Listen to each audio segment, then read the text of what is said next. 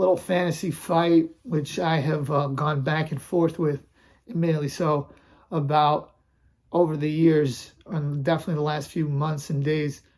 Who would win? Prime George Foreman, Prime Evander Holyfield? This is a great question for me, and I'm really going to break down why. This isn't like most fantasy fights. First off, they fought in 1991. Holyfield beat Foreman, but that was obviously an older Foreman, a slower Foreman, a smarter Foreman, but not as physically gifted Foreman.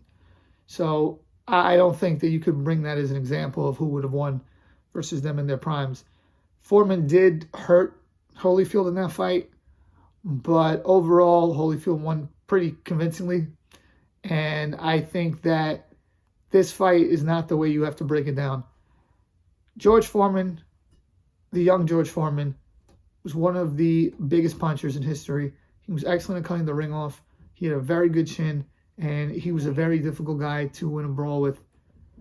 Whereas a guy like Foreman, he could be outboxed, but it was hard for you to win a brawl with. Evander Holyfield in his younger days, he was into brawling. That's what he got sucked into, a lot of brawls versus Foreman in the 91 fight. What was the guy that filled in for Tyson? What was the dude's name? It's slipping my mind. Cooper. When he fought Cooper, Burt Cooper, he got sucked in a brawl. He got knocked down. He came back and won. But to me, if he fought that way or the way he fought versus Riddick Bowe the first time, George Foreman is beating him. Now, from the Bowe fight and on, if he fought the way he fought Bowe or versus Tyson or versus Mercer or versus Moore the second time, I think he would beat him. So it really comes down to, how do you rate who would win in a head-to-head fight? Do you say it's both fighters on their best night, or do you say what would be most likely to happen while they were still relatively in their prime? Now, it's a great question of what is Evander Holyfield's prime, because for Foreman, it's clear, 72, 73, 74, that era where he was, that was his prime. After the Ali fight, a lot of people say his confidence wasn't really the same. He was a little more hesitant.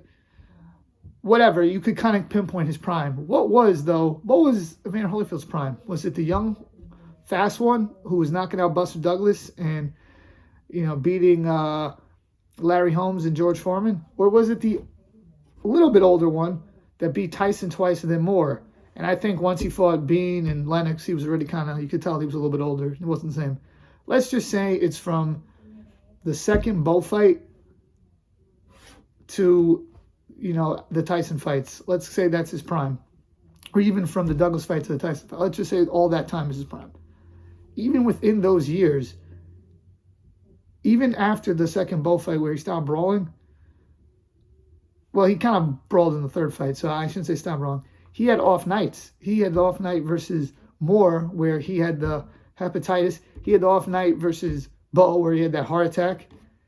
He didn't really look himself in a lot of those fights. Even when he fought Bobby Chaz, he didn't look himself. So he wasn't the most consistent from fight to fight. Whereas George Foreman, he consistently gave you what he was going to give you. So to answer this question, I think Evander Holyfield on his best night would beat George Foreman on his best night. But the most likely result is that George Foreman knocks Evander Holyfield out because he was too inconsistent and too likely to brawl.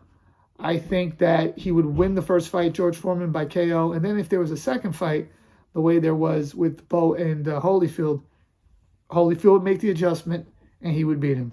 So that's my take on this. Please let me know what you guys think. Please like, share, comment, and subscribe, and check out my other fantasy fight videos. Peace.